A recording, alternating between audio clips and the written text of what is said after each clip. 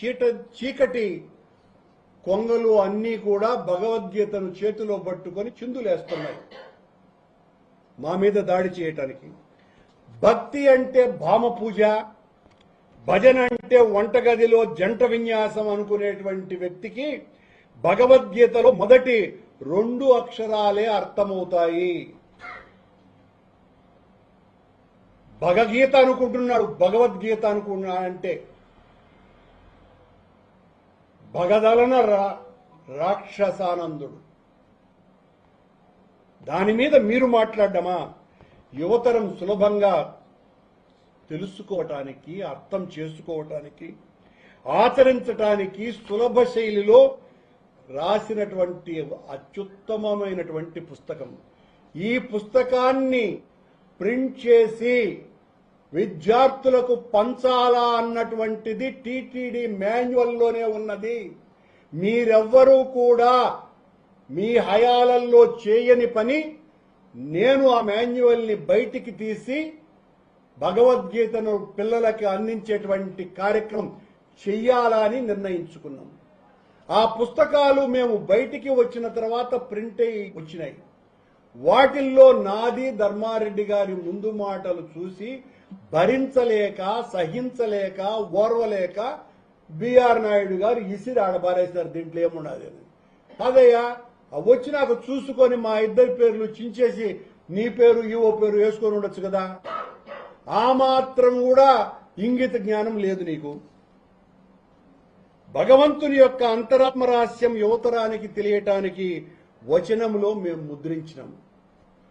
కూటమి ప్రభుత్వంలో కూటమి కులుకులతో మునిగి తేలే వారికి భగవానుడి ఉవాచ అవ్రచ్యంగానే ఉంటుంది. ముందు చదవండి లేదా చదివించుకోండి నాయుడు గారు.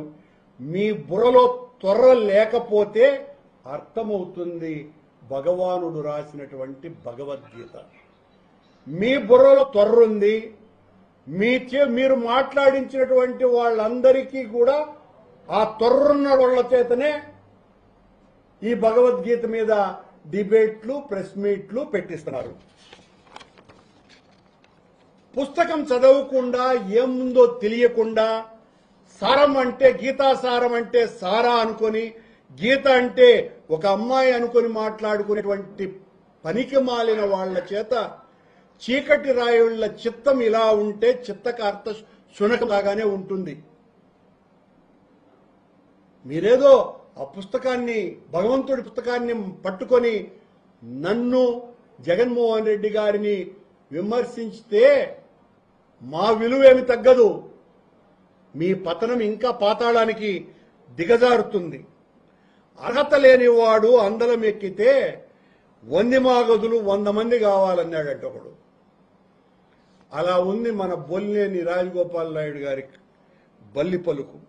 నా మీద కోపంతో నారాయణుడి గ్రంథాన్ని 7 కొండల మీదనే ఏవగించుకున్నాడంటే ఏమనాలండి?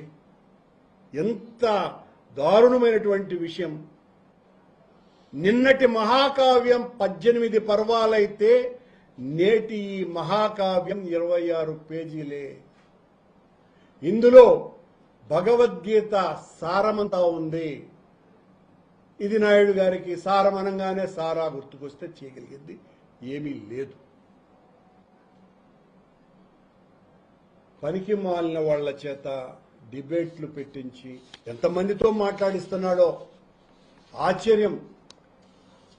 భగవద్గీతను కించపరుస్తున్నామే అనే ఇంగితం కూడా లేకుండా, ఇందులో భగవద్గీత సారం లేకపోతే దీని మీద పండితుల చేత ఏ ఒక్కరి చేతనైనా కూడా మాట్లాడించి ఇది భగవద్గీత ఆశయాలకి, భగవద్గీత చెప్పిన ప్రబోధానికి విరుద్ధంగా ఉంది అని చెప్పించిన దేనికైనా సిద్ధమని సవాల్ విసురుతున్నా.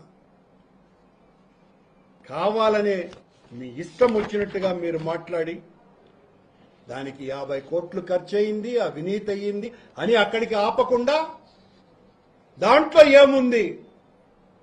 దాంట్లో ఏముందని చెప్పే పనికి మాలిన వాళ్ళందరినీ ఒక మహాసభలాగా తయారు చేసి వాళ్ల చేత రోజు మాట్లాడిస్తున్నాడు. దీనికి 50 కోట్లే ఖర్చు అయ్యి ఉంటే నేను రాజకీయాల నుంచి విరమిస్తా. దీంట్లో భగవద్గీత సారమే లేకపోతే రాజకీయాల గురించి ఇంకెప్పటికీ మాట్లాడను.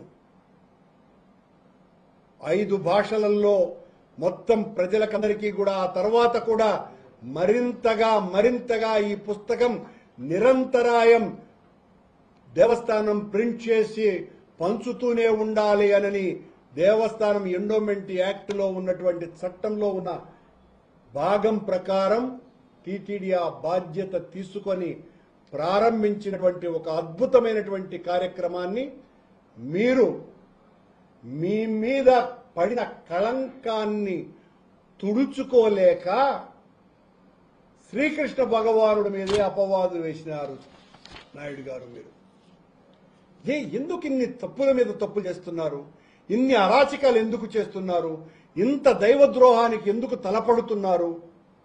మీరు వచ్చినప్పటి నుంచి అన్ని మహాపాతకాలే కదా, అపచారాలే కదా, అరాచకాలే కదా.